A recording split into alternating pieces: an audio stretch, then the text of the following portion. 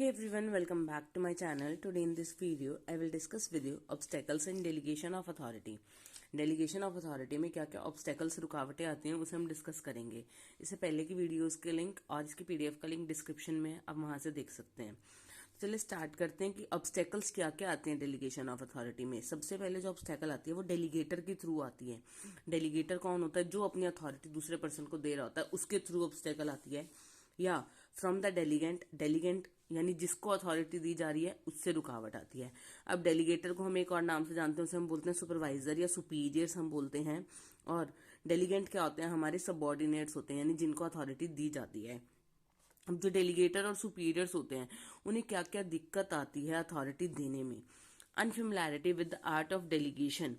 जो सुपीरियर्स होते हैं उन्हें ये नहीं पता होता कि ऑब्स्टेकल जो आते हैं वो इसी वजह से आते हैं कि they do not know what the work can be delegated, कि कौन सा वर्क डेलीगेट करना है, टू हुम किसको देना है, what authority can be delegated क्या अथॉरिटी देनी है।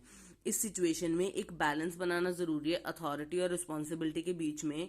जो बैलेंस नहीं बन पाता अथॉरिटी और रिस्पॉन्सिबिलिटी के बीच में, यानी डेलीगेटर और डेलीगेंट के बीच में एक बैलेंस बनाना जरूरी है।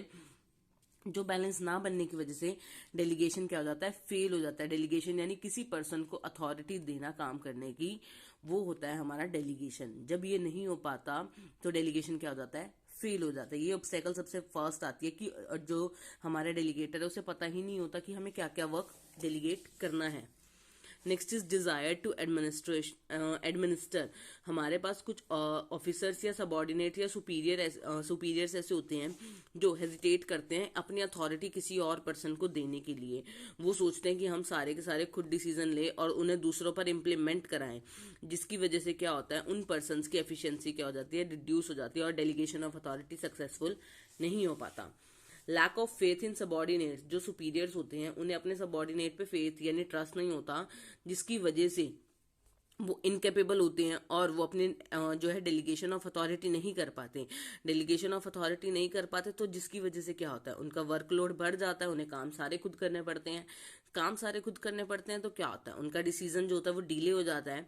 और डिसीजन डिले हुआ तो इसके चक्कर में दो चीजें नुकसान होती हैं। एक तो उनकी खुद की एफिशिएंसी नहीं इंक्रीज होती, उनकी एफिशिएंसी तो डिक्रीज हो जाती है वर्कलोड बढ़ने की वजह से। और जो सबऑर्डिनेट थे उनकी एफिशिएंसी क्या हो जाती है? इंक्रीज नहीं हो पाती।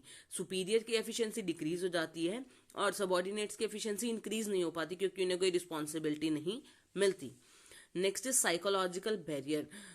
कई बार सुपीरियर क्या सोचता है? Sometimes the superior start thinking themselves as an important part of the concern which is also an illusion. कई बार क्या सोचता है सुपीरियर यानी जो डेलीगेटर होता है, अथॉरिटी देता है कि मैं ही सब कुछ हूं, मैं ही सारे काम दूंगा, मैं ही सब कुछ करूंगा। वो ये नहीं देखता कि कोई और उससे बेटर डिसीजन ले सकता है, जिसकी वजह से क्या आ जाता है? एक साइकोलॉजिकल बैरियर आ जाता है सुपीरियर और सबऑर्डिनेट्स के बीच में, जिसकी वजह से क्या होता है? डेलीगेशन ऑफ अथॉरिटी अच्छा नहीं होता। पर ये जो साइकोलॉजिकल बैरियर आता है ये सबसे पहले सुपीरियर के माइंड में आता है। Fear about position. अब कुछ पर्सन्स क्या होते हैं? इनकैपेबल होते हैं, यानी वो वर्क अच्छे से नहीं करते तो उन्हें अपनी पोजीशन का कंपनी में डर रहता है। तो जिसकी वजह से वो क्या करते हैं? अपने सबऑर्डिनेट को क्या करते हैं? रिस्पॉन्सिबिलिटी नहीं देते हैं। उन्हें डर होता है कि अगर हमने अपने सबऑर्डिनेट को रिस्पॉन्सिबिलिटी दे दी, उसने काम अच्छा कर लिया तो वो लाइमलाइट में आ जाएगा और उसको सब जने जानेंगे। जिसकी वजह से क्या करता है? इसकी वजह से वो क्या करते हैं? उन्हें अपनी पोजीशन का खतरा रहता है तो उस सिचुएशन में वो काम नहीं देते। वो सिर्फ अपने अपने काम पे ध्यान रखते हैं, अपने वर्क पे कैसे अच्छा करना है, जिसकी वजह से क्या हो जाता है? एफिशिएंसी डिक्रीज हो जाती है दोनों की, सुपीरियर की भी और सबऑर्डिनेट की भी।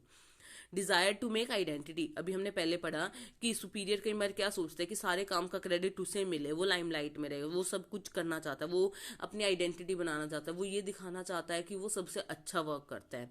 तो इस सिचुएशन में वो डेलीगेशन ऑफ अथॉरिटी नहीं करता, अपना वर्क डेलीगेट नहीं करता, जिसकी वजह से लॉन्ग टाइम रन में चल के उसे क्या होती है? डिफिकल्टीज आती है, उसकी एफिशिएंसी डिक्रीज हो जाती है। Traditions of enterprises. कई कई कंपनी से क्या होते हैं? ट्रेडिशंस होते हैं कि उसमें क्या किया जाता है? वर्क डेलीगेट नहीं किया जाता। उसमें ये माना जाता है कि एक पर्सन अगर एक्सपर्ट हो जाता है किसी काम में करते करते रेगुलरली तो वो ज्यादा बेनिफिशियल है। तो इसमें कई बार क्या किया जाता है? अथॉरिटीज डेलीगेट नहीं की जाती, जो इन शॉर्ट आज के टाइम में क्या है? बेनिफिशियल नहीं है। हम नए नए आइडियाज अगर अपने सबॉर्डिनेट्स को डेलीगेट नहीं करेंगे अथॉरिटी, तो हमें नए आइडियाज, काम को नए तरीके से करने से, न्यू टेक्नोलॉजी से करने का हमें नहीं पता चलेगा। Regular interference. कुछ पर्सन्स की हैबिट होती है कि उन्होंने काम तो दे दिया पर उन्हें डर रहता है कि उसने काम सही किया या होगा या नहीं, तो वो लोग क्या करते हैं, रेगुलर इंटरफेयर करते हैं अपने सबॉर्डिनेट्स के वर्क में, जिसकी वजह से क्या होता है, सबॉर्डिनेट अपना पूरा काम खुद से नहीं कर सकता, अपने सोच से, अपने आइडिया से, अपने तरीके से, उसे सबॉर्डिनेट के सुपीरियर के तरीके से ही सबॉर्डिनेट को काम करना पड़ता है, जिसकी वजह से क्या होता है, उनके बीच में जो उनका रिलेशनशिप है सुपीरियर और सबॉर्डिनेट का वो अच्छा नहीं होता, पर हाँ वर्क तो हो जाता है, पर वो जो उनका सुपीरियर और सबॉर्डिनेट का रिलेशन है वो लॉन्ग टाइम तक नहीं चल पाता, और जिसकी वजह से डेलीगेशन ऑफ अथॉरिटी इस केस में भी हम सक्सेसफुल नहीं मानते। Next is fear of more risk. जो सुपीरियर होते हैं उन्हें पता है कि जो सारा काम करने की फाइनल रिस्पॉन्सिबिलिटी है वो उनकी ही है, चाहे वो डेलीगेशन ऑफ अथॉरिटी अपने सबॉर्डिनेट को दे दे, पर जो सारे काम करने की फाइनल रिस्पॉन्सिबिलिटी है वो उनकी ही है। कई बार सुपीरियर्स को लगता है कि अगर उन्होंने अपने सबॉर्डिनेट को वर्क दे दिया और उसने अच्छा नहीं किया तो बाद में एट लास्ट उसे काम करना पड़ेगा, यानी सुपीरियर को काम करना पड़ेगा, तो उसे रिस्क का ज़्यादा डर रहता है कि अगर सारा रॉ मटेरियल या सारा सामान भी यूज हो गया और काम भी अच्छे से नहीं हुआ, तो सुपीरियर को जो ये रिस्क रहता है इसकी वजह से भी वो क्या करते हैं, डेलीगेशन ऑफ अथॉरिटी नहीं करते। ये थी फर्स्ट ऑब्स्टेकल जो डेलीगेटर की वजह से थी। अगर आपको इसमें कुछ डाउट है तो आप कमेंट सेक्शन में पूछ सकते हैं। नेक्स्ट वीडियो हम डेलीगेट पे बनाएंगे कि सबॉर्डिनेट को क्या क्या डाउट होते हैं, क्या क्या ऑब्स्टेकल सबॉर्डिनेट की वजह से आती हैं। So stay tune for more videos and thank you for watching this.